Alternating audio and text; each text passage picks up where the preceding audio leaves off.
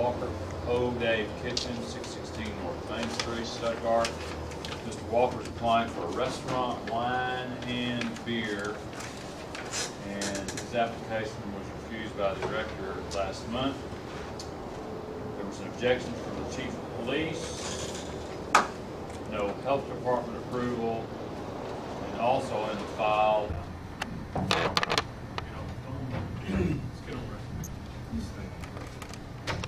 Okay, Mr. Chairman, we're on record today as the 20th of October 2010. This is a regularly scheduled monthly meeting of, we're not on record.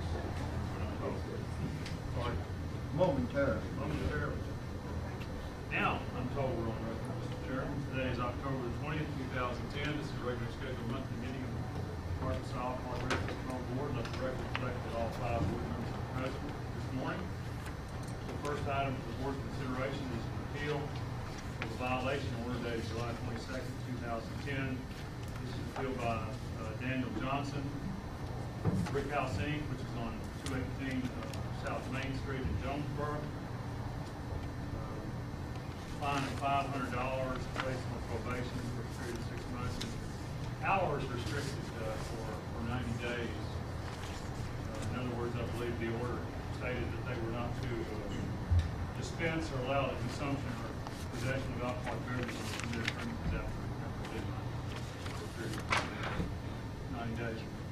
Let the record reflect that the permittee is present this morning, represented by his attorney, Mr. Steve Morley. We also have a couple of officers from the Jonesboro Police Department, and we're expecting another one. He's not here yet. So, Steve, at this time, let's go ahead and swear in the witnesses. I don't know if you're going to testify or not, but you might. I'll ask Agent Kennedy to take it off. I don't know. Oh, okay. Mr. Chairman, this is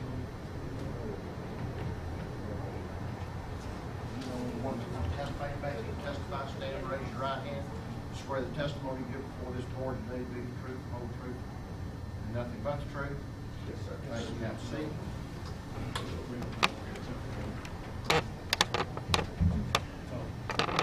He'll be sworn in when he testifies. I understand one of our officers is in the parking lot? Yes, sir. Exactly. Okay.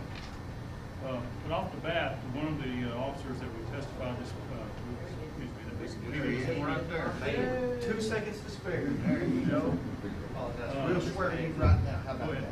that? If you will, sir, you're going to testify, raise your right hand, and swear the testimony you give before this board today be the truth, the whole truth, and nothing but the truth. Thank you, sir. Have a seat. Now we're ready. Okay. Everybody's sworn in. I'm going to start with Officer Timothy Burns, Jonesboro Police Department.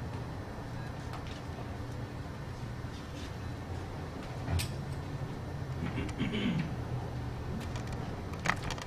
you would state your name for the record, please. Wait a minute. What are the charges? Before we get going. Sorry, I forgot to hand these out. This is the order. It's actually an amended order. The first order that the director did, I believe, limited their hours for 6 months. But he changed his mind and took it from 6 months back down to 90 days. Sir, when did he do this? The date of the order is July the 22nd, 2010. We had a hearing on this matter on July the 14th, 2010. The order was signed by the director on the 22nd of July. And the director reduced it at that point in time. Yes. Is that right? Yes. Is there a reason for that, Mr. Lippman? You have to ask the director that. I really don't know. He just told me to do an amended order. Or maybe he told my secretary to do it. I really don't remember. More likely, might have asked for mercy. more than likely, he told Ms. Blagg to do it, and I probably would have consulted. Okay, with that out of the way, if you would state your name for the record. I'm sorry. Your name? Timothy Burns. B-U-R-N-S, Timothy Burns. Officer Burns, I want to take you back to the 1st of May of 2010, reference some allegations that were filed, charges against the establishment in Jonesboro known as the Brickhouse. And you have testified down here previously on this case, isn't that correct? Back in July.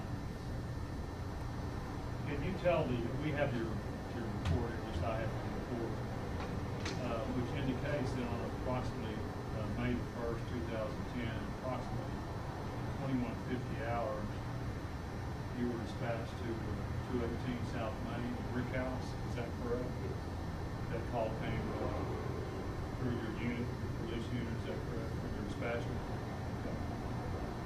Officer Burns, if you would, just in your own words, or read the report, however you want to do it, remember, please tell the members of the board what you found when you got to the Brickhouse, what you observed, what actions, if any, you took. Speak up so they can. I was dispatched to the Brickhouse, reference to a large fight outside the establishment. When I got there, the fight had already dispersed. There was an individual walking away, which is Mr. Franklin Carter. The correctly finished a live altercation.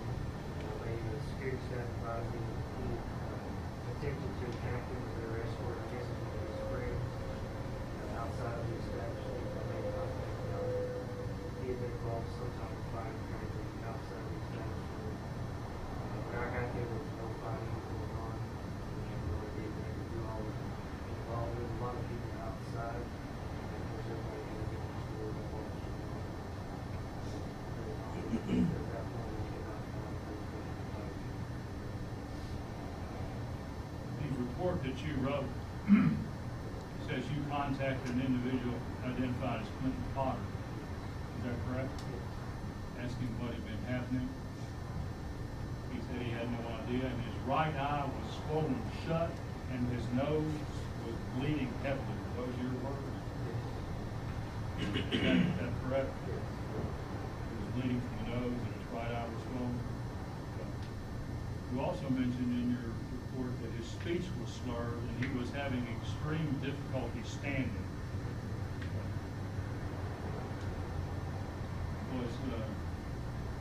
Was Mr. Potter arrested for anything? No, he was not arrested. He was extremely outstanding in his condition. He was sent by ambulance to the hospital. We weren't sure whether he had been. I knew he had been involved in the altercation that he had started, so when I was started, he was sent to treatment. Now, according to your report, you also talked with some security staff members there in reference to the incident. Is that correct? Yes, sir. Do you recall what they told you about escorting Mr. Potter out of the establishment? I believe they said they were escorting one of his friends out of the establishment. As they were doing that, Mr. Potter got involved, and somehow he allegedly struck one of the security staff members in the jaw. He gets from behind. At that point, they were escorting him out of the establishment. And that occurred inside. Okay, so that was, I believe, during the altercation inside going out of the establishment.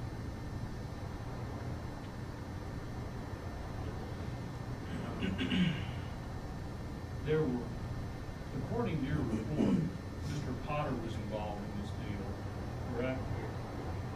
You also mentioned in the 5th paragraph of your report, all three suspects, S1, S2, and S3, denied any involvement in the incident. Suspects named Lee, Davis, and Wells. Your report indicates that they were noticeably intoxicated, speech slurred, clumsy movement. Do you recall that? Yes, sir. These three individuals? Yes, sir. Now, where were they? Why did you say everybody was there? They were outside the establishment, talking to the officers. They had no idea where they were. When I first arrived, I was talking to Mr. Potter and Officer Holiday, and somebody told me to be there. Then they came up. Yes, sir. I mean, you weren't inside the establishment, obviously, No, sir. so you really don't know what happened inside the establishment. You can only testify to what you witnessed outside of the Brickhouse. You,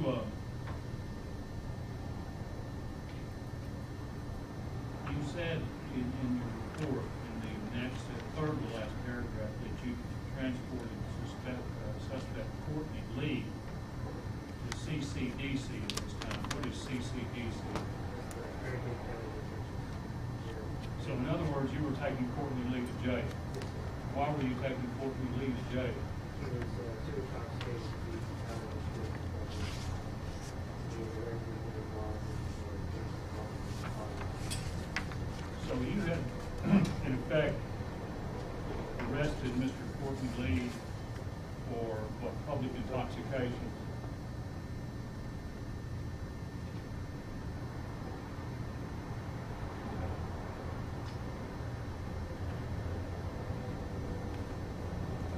Did you ask any of these people where they been? Yes, sir. They had all been in the Brickhouse at some point. I don't know exactly how long or what time they left the Brickhouse and went outside. Also, too intoxicated, completely irritated. Were they all of age, legal age? Or? Yes, sir. Are you saying that they freely went out of them intoxicated and back in there from intoxicated? I don't know if they went back in. In other words, did they come freely through I know they the had security and all? You don't know.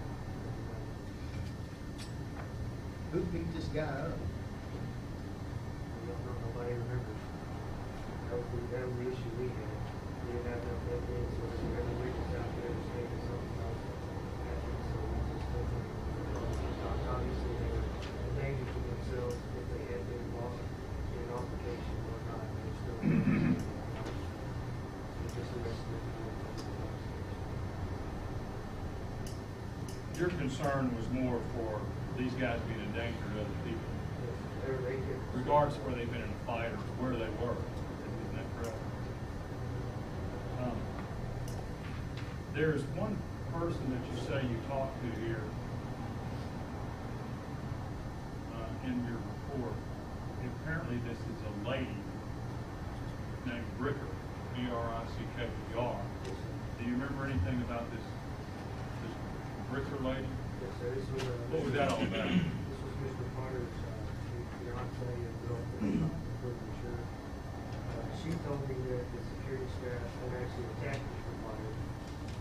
He was outside the stash when this happened. They were searched for him and they talked to him. Bricker advised that when she came out of Brickhouse, security staff was holding Potter down. She ran over to tell him to stop because Potter wasn't moving. These are your words, is that correct? She stated that they were kicking him in the head, ribs and body. After they stopped, she stated Potter was non-responsive. And it took several minutes to get him to his feet. Based on what she said. Yes, sir. You didn't see any of this. I didn't Did you see the security guards outside? Were they out? Yes, sir. They were outside of my route. They were right outside the door of the Brickhouse. Was there any other witnesses that testified to the fact of what Ms. Bricker was saying about the security? There were several people screaming and hollering about it, and we could, everyone was too intoxicated to actually give us a statement. There's hundreds of stories going on.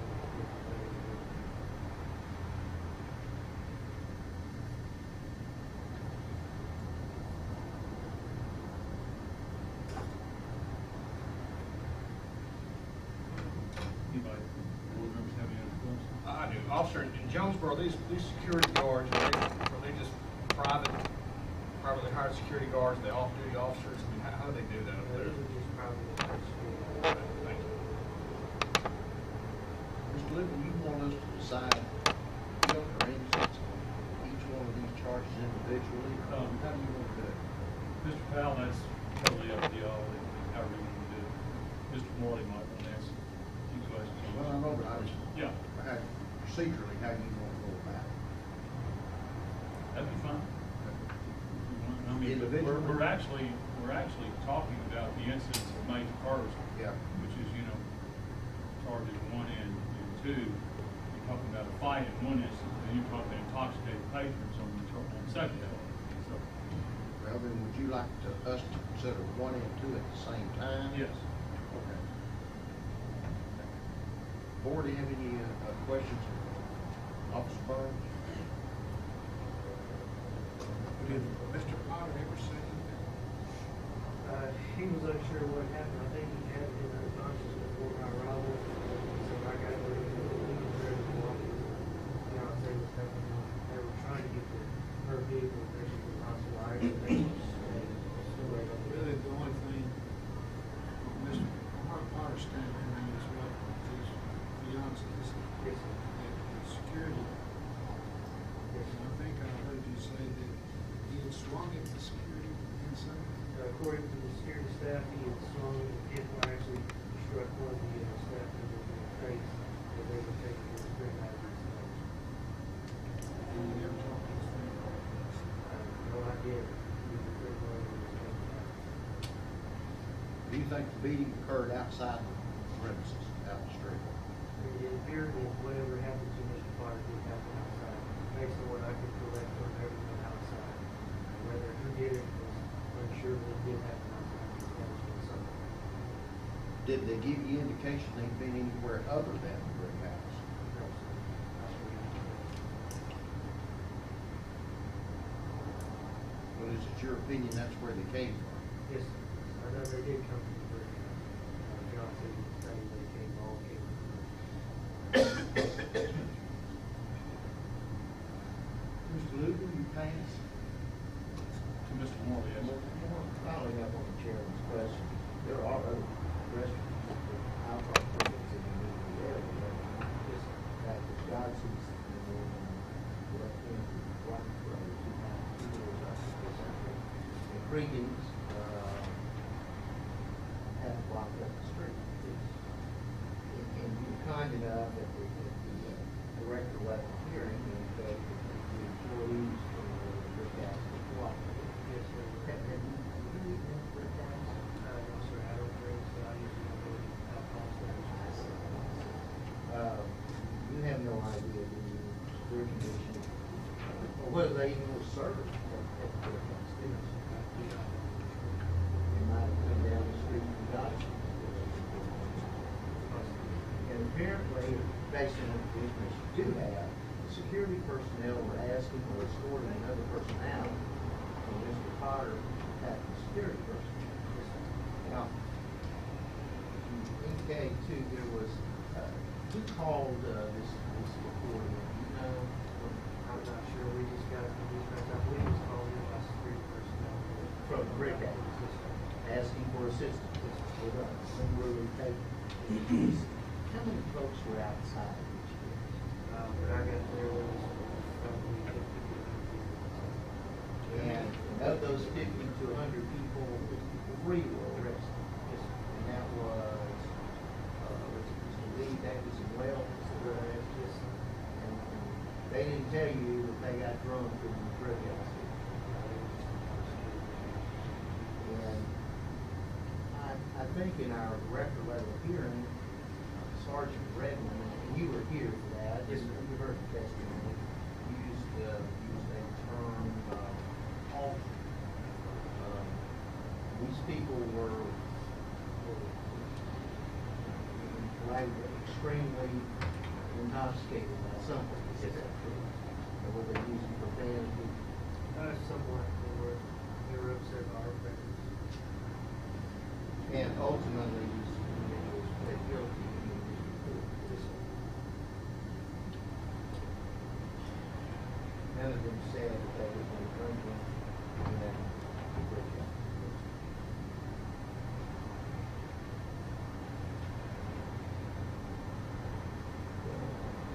That's all. Okay, witness number 1 here, there was definitely a fight that occurred between Wells, Davis, Lee, Potter, Kimbrough, and Reggie Hewitt. That's a fact, right? You talked to all those people, you observed, you said you had a fight was already over when you got to it, right? that different witnesses said those were the people that were involved. All right, thank you, Mr. Chairman. Now, I believe we have conflicting testimony, but as I thought you said that they told you they could come from the Brickhouse. Yes, sir. They had told me to come to Brickhouse, and that's a fact. I do not know. That's what they told you. Because they were outside when I got Okay. All right, Mr. Lucan, what's the standard of proof on this? Pardon me? What is the standard of proof on these allegations? Well, I call it the old reasonable man test. If there's enough evidence in the, from the testimony that you've heard from this police officer, to convince you as reasonable people that the fight did happen and that they were intoxicated,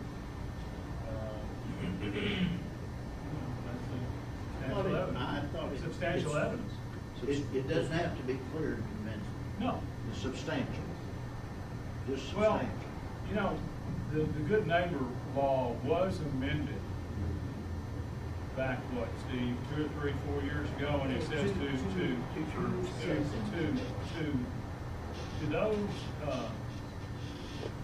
activities occurring outside of the permitted premises, clear and convincing. That's what I thought. That's how I remembered. It has to be clear and convincing. Right, otherwise it's substantial evidence. I And that was remember reading the law. That was a particular amendment, as I recall, Steve, to the good neighbor, law.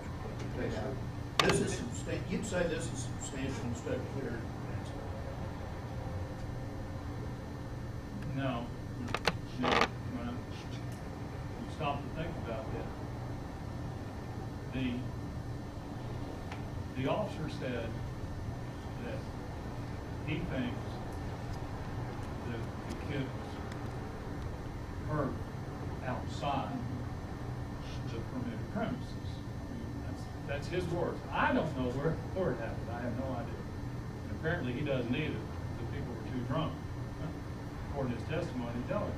So if it was in fact outside, you think it was outside, then that has to be clear and convincing. That's still not beyond a reasonable doubt, though, I don't believe. I'm not sure what clear and convincing is. Maybe Steve knows. If there's 50 to 100 people outside, they ain't out there on the fire drill looking at the stars. Probably not.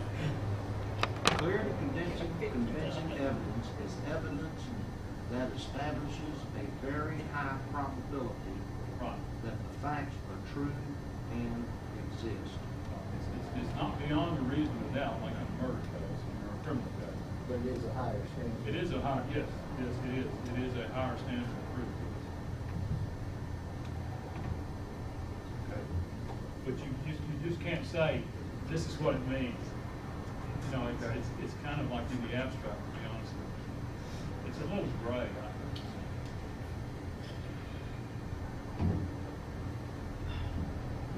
Nothing further from me. Good to see you. Warren, have any further questions? Do you have any other questions? Yes. On these two issues? Yes, I do. Yes, I do. Jonathan Redmond had testified for us last time. Sergeant Redmond, he had a conflict today that he absolutely could not get out of involving the police training. So he is not here. Nicholas Hawley is here. This is the only thing I have for you. Do you have it? Yes. Is it the short one right here? Yes. Okay. Officer Hawley testified at the hearing before Director Langman as well. Okay, good. And if you would state your name for the record, please. Nicholas Hawley, number Bridgeport.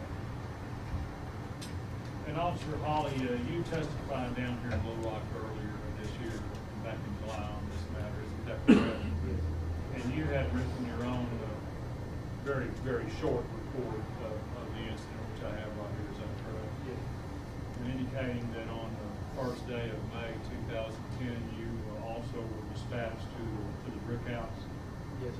Okay. Can you go ahead and take it from there and tell the board why you were dispatched there, what the call was for, what you observed when you got there? was dispatched there for a large fire outside of the Brickhouse. When I arrived, I believe I was the second or third officer there. There was a couple there before me, and everything was getting calmed down at that point. A lot of people had already left the area. Officer Burns was already talking to the Potter subject at that time, and trying to get his injuries taken care of. And at that time, I was going around talking to individual people, trying to figure out get some kind of statements as to what had actually happened at that time, to see who was fighting, where they were fighting, who was involved, and get some information for a report. That's when I came across the Davis subject. And, That's Brandon Davis, is that correct? Yes, sir. Yes, sir. Brandon Davis. He was outside, a little bit of way down the door. How far a little bit of ways down the door? Maybe 40 foot. There's a little flower garden right next to a crosswalk that runs across the road. Maybe 40, 50 foot. Where is that in relation to Brickhouse? North of the end. Go ahead. Him and his two friends, I believe their last names were Lee. And Brandon Davis, Corey Lee, and Alex Wells. They were there, and while talking to them, there was something about them being involved in it, and that's what other people were trying to tell me. They had been involved with some kind of altercation, and they were stumbling around, having trouble standing, had them sit down on the little bench, and they were clearly intoxicated from something. And that's pretty much the extent of involvement that I had. Did they tell you where they were? They said they had left, they had came from the Brickhouse. Now, what time they had left, not sure, but I'm pretty sure it was within the full 5 going on. Let me interrupt you just for a second, Mr. Pat. Let's go to your report, okay? Do you have your report with you? Yes. Can you look at the fourth sentence? Sergeant Davis said, That he was never attacking me. no. Right above it. But he was kicked out of the bar. Davis said that he was kicked out of the bar, In the fight. and then the fight started. Those are your words? Yes, sir. And you got those from Mr. That's Davis? from Davis.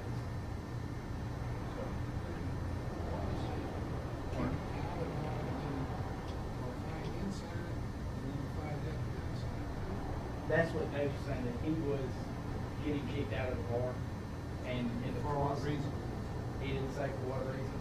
He said in the process of him getting kicked out is when the fight started. And I'm not sure what involvement he had with the Potter subject, if that was a friend or just somebody that got tied up in the same thing. That's probably when Potter's phone.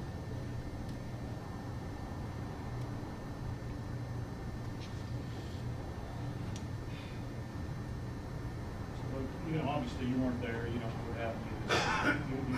The other officers, you're just reporting what you were told. But Brandon Davis never, Lee and Wells said they were involved in the fight, but never told you who they were fighting. From what they told me, from talking to the Davis subject, he said that when he was kicked out of the bar, is when some kind of fight started. And he was really too intoxicated to give any kind of straight story. His story changed several times as to what happened. Whether it was him getting kicked out and then the fight started, and then from there, it was unclear. This all happened in 2150. What is that? 9:50. Well, it's pretty early. So it's obstacle. Now, you arrested Mr. Brandon Davis, is that correct? Yes. For public intoxication? Yes.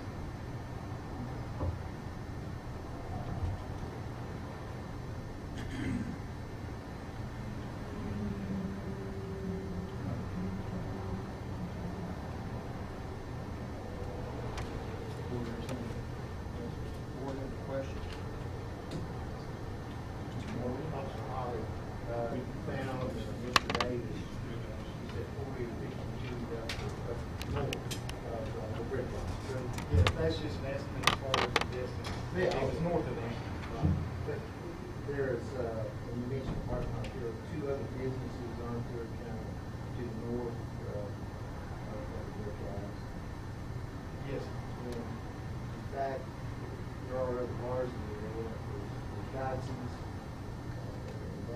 restaurants in Dodge's, which is a couple of doors south. Yes, And the Greetings, which is north of there. Judgment Flight, maybe equidistant from the Brickhouse. Greetings is where we found this, 50 feet up, 75 feet up there. He didn't say he was drinking on the bar. He said he was doing it in the Brickhouse. He never said he was drinking. And thank you for, and of course, we've had this discussion before, so, and thank you for it. He was, I've used the term, heard Sergeant Graham use the term altered. He said clearly intoxicated from something. Are you familiar with the effects or studied or talked pain pills in combination with alcohol? I know that it increases the effects. And in your opinion, could have been that this individual had been doing something besides just drinking, based on It could have, I don't know. Have you been to the Yes. Yeah, good food. Good service. You was gonna hear the bid. Morley, let me get into it. Officer, have y'all have a, any kind of history of, constantly having to go down there, get on these people? I wouldn't say it was a constant thing, no, sir. You occasionally get a call or what? There has been an occasion, I believe this instance here is the only time that I've actually been at that. So you wouldn't, and I know what's happened in Jonesboro is, you know, you see that little restaurant road down there these days, simply because the legislature passed a law and we approved some permits there, but is that area itself become a big problem? I know we've had to, here in Little Rock, which has a much bigger, probably bigger population than whatever. We got a river market down there. They have increased. They've had to increase patrols. In fact, they put a police substation down here in the deal. And they walk up and down the street. Horses are out there sometimes and all kinds of stuff. Have y'all had to do any of that yet or anything? And also we had, there's only been very few instances that I can recall of going down there. And I'm just trying, we're the guys that put the restaurants up there, so I guess it lays partially on our shoulders, partially on the legislature, the governor, and everybody else, but, you don't have, it's not just sucking your heart dry to have to hang out down there in the restaurant area. No, so there's other parts of town that we tend to do a lot more than that. Okay, thanks. You say this is known as an arts and entertainment district, and that what they're promoting, so. That's how it's promoted. And say they, I mean, that's the city and the chamber of commerce. Yeah. But there was still a fight. Yes.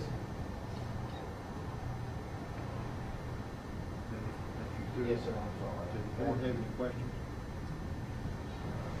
You have another witness on this thing? No, we had one, but he couldn't be here. But I think these two officers here have covered it pretty well. Okay. Apparently it's just a situation where, they weren't present, they didn't see what happened, they interviewed some witnesses, and they told you what they observed and what they were told. And you want us to decide on these two issues, you want us to do that now? Sure. Let's do that now, okay? All right, now, I'd like to go back again now on both of these, on the public intox and the good neighbor. Both of those have to stand up to clear and convincing. Well, I think obviously, from listening to the testimony,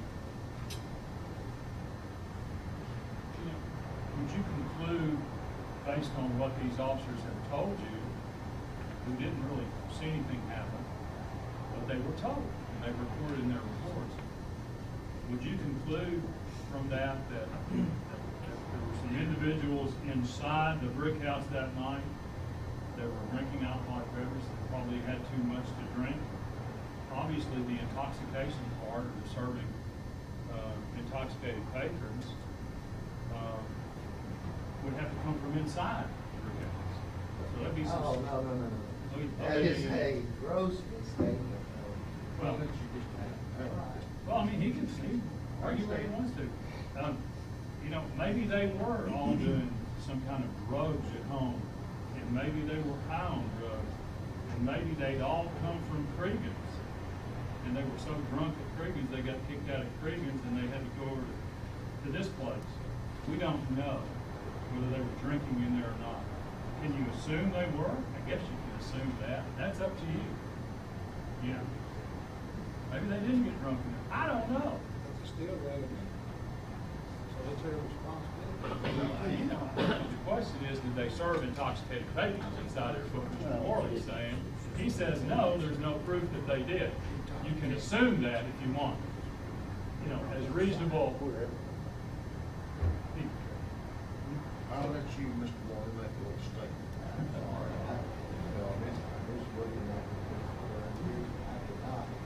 Based on the testimony over here, I believe that knowing that there are other bars in the area, and what we do know is these people will be removed from the bar, as is, I assume, their duty to do if an intoxicated person comes in, and there's absolutely no indication that there was service of alcohol to these individuals in that area.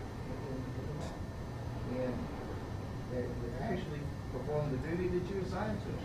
Don't serve them and make them leave, or take control of the situation and get them outside.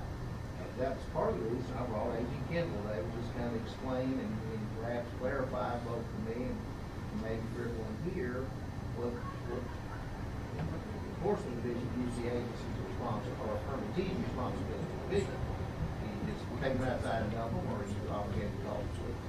So,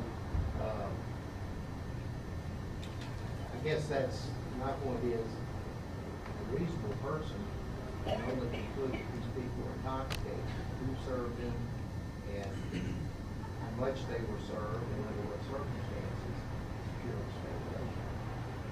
And everything that occurred, according to the officers, occurred outside, or therefore behind a standard, higher standard, that Chairman pointed out, I think is equivalent.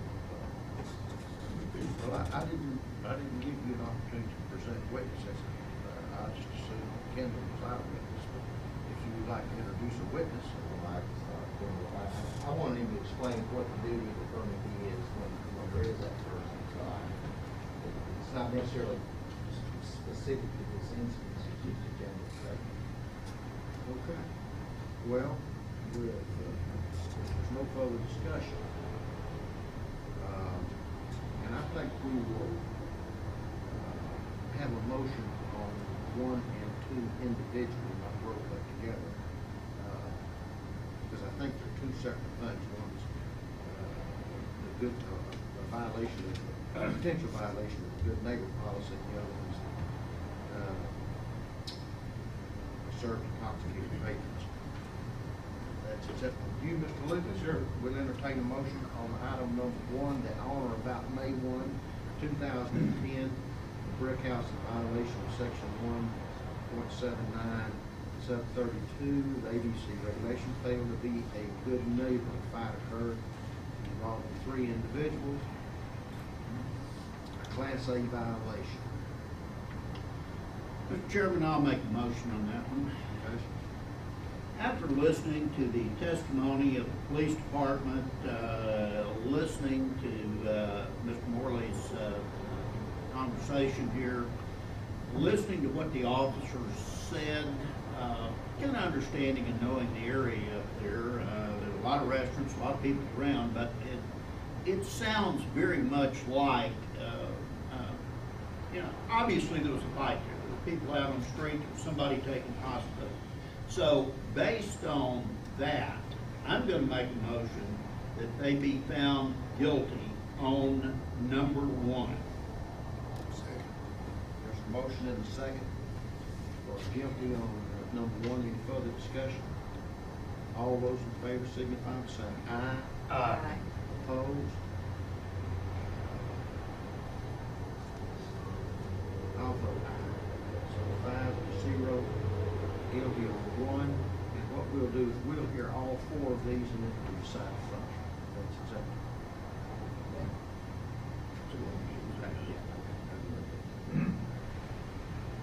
All right, on item number 2, that on about May 1, 2010, Brickhouse served alcoholic beverages to intoxicated patrons, 4 individuals in violation of section 319, subparagraph 4B, class A violation. Do I have a motion? Mr. Chairman, I'll follow that up and make a motion on that one. I think based on Mr. Lucan's conversations regarding clear and convincing and substantial and the burden that we have, I think, and we've seen this before. We've seen people come down from another place that have had too much to drink, and they've been outside to other places, they've fought. I think these people may have come from inside, but the officers did not see the operator serving to the individuals, some of which were in the fight, and there really hasn't been any testimony that said operator so-and-so inside did that. So I think we're kind of asked to assume that, and you know, I'm not a lawyer, but trying to follow the evidence laws, I just don't see that I can in good conscience vote to convict them on that. So I'm going to make a motion that they be found not guilty on number 2. And that's just my. Okay. Is there a second to that motion? Second. There's a motion and a second for not guilty on item number 2. Is there any further discussion? All those in favor signify by saying aye. Aye. Opposed? No. 1 no. I'll vote no. So by a vote of 3 to 2, they are found not guilty. Okay. Item number 3, Mr. Lucan. Okay.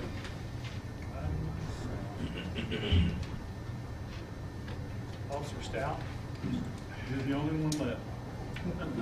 I want to apologize also again for missing my exit this morning. I had to get nervous. Didn't get as early as I thought. If you would tell the members of the board what your name is, please. My name is David Stout. I'm a Jonesboro police officer. I've been here about 3 years. Officer Stout, you also were down here in Little Rock earlier in the summertime, were you not? To testify on this matter at the director's level. And I also have a report from you. You have your which indicates, now we're switching gears. We're going from May the 1st. We're going down to the 5th of May, which is some 4 days later. May the 5th, 2010. You indicated that you were driving north on Main Street looking for a motorcycle rider that was causing problems. Is that correct? Yes, sir. All right. And about what time was this? Do you remember what time this was? Off the top of my head, no, sir, I do not. Your report time was 2:11, I so would it happened say that it was sometime before 2:11. Yes, sir. It was. I think it was about 1:15, but I can't be for certain. Can't really be for certain. All right, why don't you go ahead and tell the members of the board what it was that you observed as you were out looking for this motorcycle rider. As I started down Main Street, I was driving fairly slow because there were a lot of people out that night on the streets, on both sides of the streets actually. As I approached the Brickhouse, as I stated while ago in the report, I was looking for a subject on a motorcycle. I think he was, squealing his tires and hopping movies, acting goofy. But as I pulled down in the area, I looked over to my left, which would be on the west side of the street, and there were numerous people on the left side of the street who were pointing toward the Brickhouse. I casually, I looked at them and I didn't understand exactly what they were pointing at until I looked over, and as I did, I saw one subject punch another subject in the side of the head. And that's when I exited my car and ran over toward him. As I was going over there, a third subject jumped on top of the subject who I had seen strike the other individual. let's put some names to these people, okay? Okay. In the report, you indicated that a Christopher Poe. Yes, sir. Christopher Poe was the one who I initially saw strike Mr. Little in the side of the head. Hit him with a pretty good roundhouse punch, and that's what made me jump out of my car. And like I said, as I was running over there, I saw Mr. Jew jump on top of Mr. Poe, and Mr. Poe was continuing to strike Mr. Little while he was. So you got three people involved in the fight. Yes, sir. Jew is spelled J-E-U, is that Yes, sir. correct? His name is Spencer Jew. Spencer Jew, Mr. Christopher Poe, and Justin Little. Justin Little, I'm sorry, Yes, sir. Justin Lee Little. So those are the three. All right, so you see him out there punching each other. What'd you do then? As I was running up toward him, I yelled several times for him to stop. You know, I yelled. There was a large crowd that had gathered outside the business. And when you say outside the business, let's tell the board exactly what are you talking about? Are you talking 40 feet down the road? No, sir, it wasn't that far down the road. It was, there's like a wrought iron, I don't know, what do you call it? It's a thing that separates the street from the sidewalk right in front of the Brickhouse. And it was at the end of that is where that happened. And it was probably 15, 20 feet, 15. That actually is right, because I believe there's 25 people, and so probably supposed to be 25 people. Okay, I don't think it's quite that far where they were fighting, but I know as I ran up toward them, of course I yelled for them to stop several times, and they didn't listen. Obviously, they were too involved in what they were doing. After the second or third time after I told them to stop, I deployed my taser in the direction of the two people who were actively fighting. That was Mr. Jew and Mr. Poe. It was a lucky shot because I got Mr. Jew and Mr. Poe both in the same shot. Not for them. But and I say that I don't necessarily say that and being light in the statement. It was a lucky shot because when Mr. Jew made contact with Mr. Poe's head, that's when the circuit created. So I was able to break them up as soon as the last punch was thrown, or the last punch was after the taser was fired. Now, was one of these people, Mr. Poe, or let's see, was one of these people bouncer in the play? No, These were all free papers. All papers. At least that's what they had That's what they told me. All right. Did you talk to the county? Yes, sir.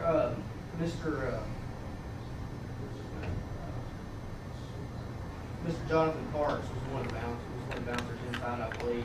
He ended up writing a statement out that said that the subject that Mr. Poe had struck in the head, Mr. Little, had actually started the altercation. Inside, outside? No, sir, outside. Yes, sir. They didn't say anything about anything. So this fight inside. occurred totally outside the club? As far as I know, yes, sir. As far as what was presented to me that night, everything happened outside. You think that came from the club? My personal opinion, yes, sir, I do. I believe they were inside the club. Tell you that they were? I know that they said that Mr. Poe had been inside drinking. It was one of the other bouncers, I do not recall his name, said that Mr. Poe had been inside drinking and had not caused any problems at all inside the club that night. He didn't understand what caused the fight. He knew that there was nothing he stated that there was nothing that had gone on inside the club to start the altercation. That's what leads me to believe as far as. Led you to believe this other guy was kind of just a rogue, angry man that'd been drinking too much and hit the other guy in the head outside. The subject that I witnessed, yes, sir. Like I said, I didn't have any idea what started the fight. All I know is I saw the one punch upside of Mr. Little's head. Was Poe intoxicated? Yes, sir. They all three were. In my opinion, they all three were intoxicated. Mr. Little and Mr. Jew were worse off than Mr. Poe was, in my personal opinion. Did you take Poe in for intoxication? Yes, sir. I took all three in for public intoxication. And while you didn't see him in the club, the bouncer told you he was in the One of the bouncers, I cannot recall his name. He was an African American male. I cannot recall his name, but he told me that Mr. Poe had been inside drinking. Now the other two, I don't have any idea where the other two came from or where they were drinking. Now, who is Mitchell Carter? Mr. Mitchell Carter stated that the guy in the gray shirt was living with He Mr. may Poe. possibly be the other bouncer that said that. I can't remember exactly who Mr. Carter was. Apparently somebody named Mitchell Carter you Yes, sir. talked about. He may be the one that told me that Mr. Poe was inside. I don't recall off the top of my head. But it was a bouncer. Yes, sir. Yes, sir. Security person. Yes, sir. They told me that Mr. Poe had been inside drinking. Yes, sir. But like I said, he was not as intoxicated, I don't believe, as the other two circumstances. But he was intoxicated. In my opinion, yes. He was citing him for public intoxication. Yes, sir. But you didn't see anybody drinking. No, sir. You didn't see anybody fighting inside. No, sir. You just happened to come up on some guys that were fighting outside. Basically, that's My bad luck. that's basically what you know about. And that's what you put in your report. Anything else? How big was this crowd? Probably close to 100 people. It was a very large crowd that had gathered outside the building. And I don't know if it was closing time. I don't know. I don't have any idea what time it was.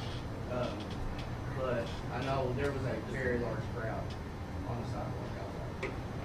Officer, you happened to drive up on this altercation looking for the bad actor on the motorcycle? Yes, sir. Normally, when there's 50, 100 people gathered outside, at that point, do y'all receive a call normally? We have down there prior to that evening, and most of that's been. Officer Holly's not necessarily around when it's closing time, when it closes downtown. We have been called several times to come down there and clear the street, where people are walking down the middle of the street and they refuse to get out of the street for cars. Now I can't say that they're leaving Brickhouse; they're just in the area. I know that we've done that probably. I personally have done that 2 times. We ended up having to block the street off at Huntington and Main to keep anybody from getting run over. And to keep the peace. To let people clear the area, to go ahead and let the area die down. But ideally speaking, one of those bouncers, when a big crowd gathers out there like that, ought to be calling y'all. Not necessarily for every incident. I can see if they were, out of the extraordinarily wild or intoxicated or hyper. I can see definitely for people to call, for that. But Would you call the police department after the fact about what was going on, told them what was going on?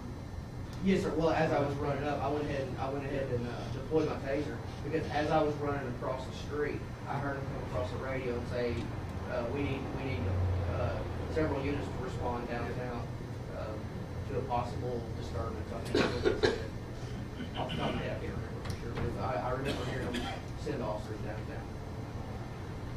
Officer, so it's your opinion, you mentioned Officer Holly was not around all the time.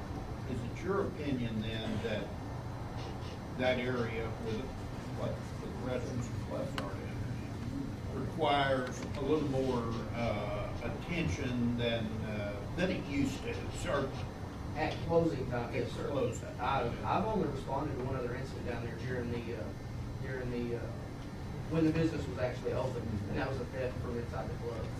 They had wonderful video of the subject, stealing the purse, and that's the only other incident I've ever been in. But you haven't responded to this place any other times?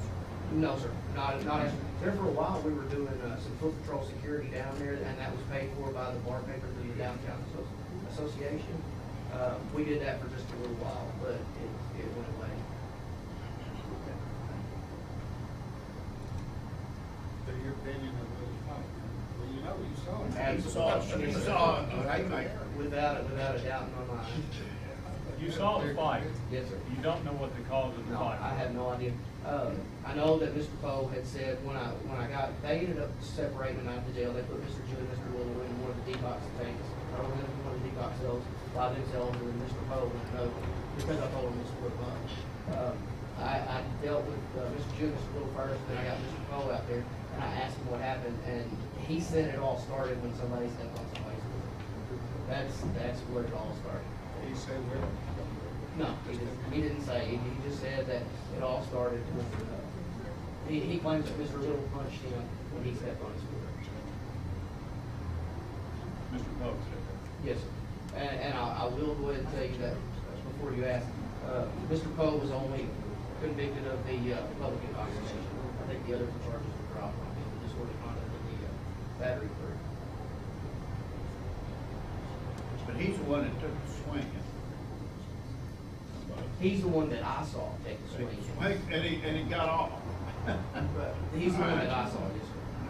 Now, I was not around, I was not in court the day that that happened.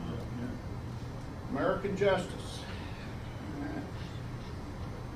Mr. Wilkins, do you have any further questions? No, sir, I don't. Mr. Morgan? Officer, Scott, I asked you on the hearing, the director, and I made some notes, and it said something that across the street, that you had two. Yes, sir, there's a tattoo business that's, What relation did that have with the proximity to this fire? Why would I make that note? that's where the first person was that I saw pointing. Oh. That's where several people who were standing out front that were pointing across the That's street. quite a ways up the road. It's still all in the 200 block as far as I know. But it's 100 feet. Yeah, yes, sir, yes, sir. On the other side of the road. Yes, sir. And your testimony was to look at this motorcycle rider, there were lots of folks out on both sides. Yes, sir. And you also made mention of the fact that you have the problem with the crowds at closing time for the bars. We have had an instance or two where we've had people who, didn't want to get off the street, didn't want to get out of the way of the bars, who didn't want to stay on the sidewalk. But in the defense of all, this restaurant and all the others in that Parks and Entertainment District, there hasn't been a plethora of a No, sir. run on brawls and fights. There's been a few more calls down there, but that's to be expected.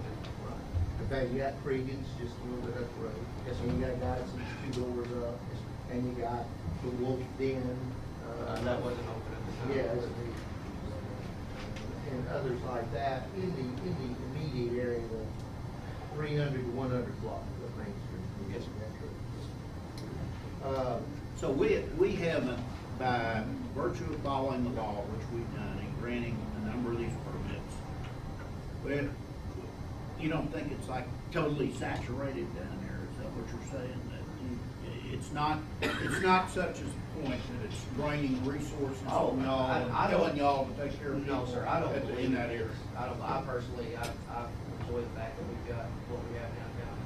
I enjoy our downtown area. In fact, the city and the Chamber of Commerce and Well, I know all that, Mr. Morley. I'm just trying to see what the police officers think yeah, I about would ask him, it. they're supporting this, the Arts and Entertainment District. As far as I know, yes, sir.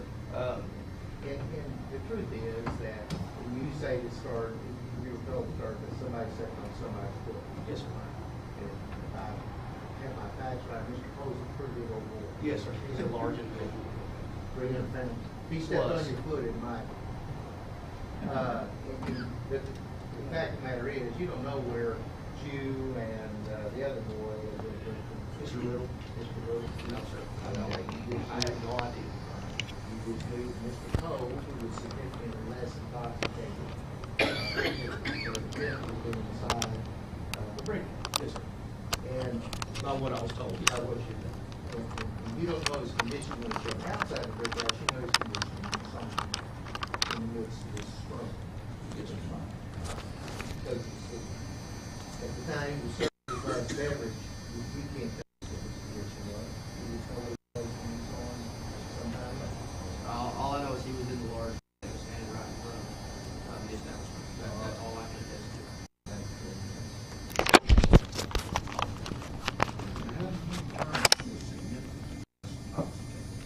By their actions, by their manner of speech,